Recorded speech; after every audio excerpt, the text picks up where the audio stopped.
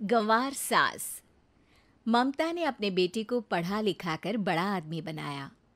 अब वो शहर में अपने परिवार के साथ रहता है।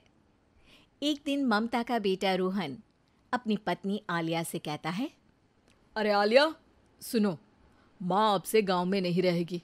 वो हमारे साथ यहीं रहेंगी शहर में। उनका कमरा आज नौकर से बोलकर अच्छे से साफ करवा देना। ओह, आज तो मेरी किटी पार्टी है, फिर मुझे जिम और फिर शॉपिंग। ठीक है, कल करवा दूंगी। अच्छा, लेकिन माँ के सामने ये कपड़े नहीं चलेंगे। हाँ, तुम्हें साड़ी या सूट पहनना होगा। अरे बिल्कुल भी नहीं। मेरे मम्मी पापा ने इतना पैसा लगाकर शादी इसलिए नहीं की थी कि मैं अपनी मर्जी के कपड़े पहन ओढ़ भी ना सकूं। अरे चलो, गुस्सा मत हो, लेकिन कुछ दिन तो माँ की खुशी के लिए कर सकती हो ना। लेकिन आलिया मानती नहीं। माँ आती है सिंपल सी साड़ी, झोला और चप्पल पहनकर। अरे रोहन, मैं इनके साथ कैसे रहूंगी? मेरी फ्रेंड्स क्या कहेंगी? ये तो पूरी गंवार लग रही है। आलिया, माँ गांव में रहती थी इसलिए ऐसी हैं। तुम आज ही माँ के साथ जाकर उनकी पसंद की शॉपिंग करवा देना। इनके साथ घर के अंदर रहना मुश्किल है, बाहर तो मैं कभी भी ना जाऊं। रोहन को आलिया पर गुस्सा आ जाता है। माँ, ओ माँ। हाँ बेटा। वो माँ को ले जाने के लिए उनका हाथ पकड़ता है कि अरे माँ, तेरे हाथ अभी तक इतने कड़े हैं, तूने इसका कोई इलाज नहीं किया? अरे बेटा, इसका कोई इलाज नहीं।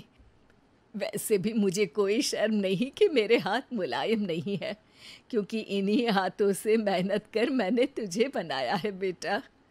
अगले दिन। माँ, मैं ऑफिस जा रहा हूँ। कुछ लाना हो तो आलिया को बोलकर फ़ोन करवा देना। रोहन के जाने के बाद।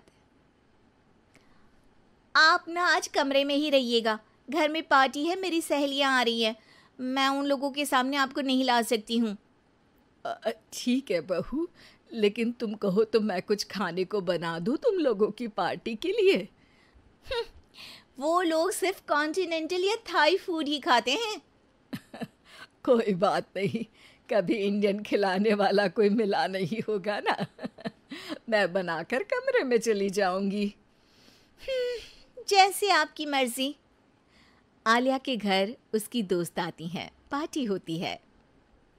अरे वाह आलिया, ये क्या है खाने में? बड़ा ही स्वादिष्ट है यार, इसकी रेसिपी मुझे चाहिए। हाँ, और ये दाल, ओ माय गॉड, मैंने तो किसी 5 स्टार में भी ऐसी दाल नहीं खाई है यार। तू कुक को यहाँ बुलाना।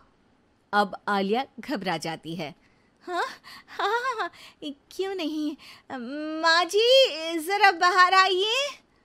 आलिया की सास सिंपल सी साड़ी और गांव के अंदाज में आती है। अरे बहू, क्या हुआ? खाना पसंद नहीं आया क्या? बहू? अरे ये गांव से दिखने वाली औरत तुम्हें बहू क्यों बोल रही है? कौन है ये? वो हमारी नई नौकरानी है। सास बहू की बात सुनकर बहुत दुखी हो जाती है। वो सर झुकाकर जा ही रही होती है कि एक सहेली बोल पड़ती है। अरे कहाँ जा रही हैं माँ जी? वो उठकर उनके पैर छूती है। जीती रहो बेटा। क्या है ना, आपकी शक्ल बिल्कुल मेरी माँ जैसी है। पता है आलिया, मैं शहर पढ़ने आई और फिर शहरी हो गई, लेकिन मेरे माँ पापा तो आज भी गांव में रहते हैं, बिल्कुल इनके जैसे ही हैं। आप यहाँ बैठिए ना आंटी, आप सच में बड़ी खूबसूरत है और आपके हाथ का खाना तो लाजवाब है। काश ये मेरी सास होती। सभी सहेलियां सास को घेर कर बैठ जाती हैं और उनसे खाने की रेसिपी पूछ रही होती है कि तभी घर की बेल बजती है और रोहन आता है। अरे क्या बात है, आज आप लोग हमारे घर में? और ये लोग तो मुझे आलिया से ज़्यादा माँ की सहेलियाँ लग रही हैं। क्या ये आपकी माँ है? लेकिन आलिया ने तो कहा कि ये उनकी नौकरानी है और इन्होंने भी नहीं बताया। वो नहीं बताएंगी, क्योंकि उनके लिए बच्चों की इज्जत और उनकी खुशी सबसे पहले है।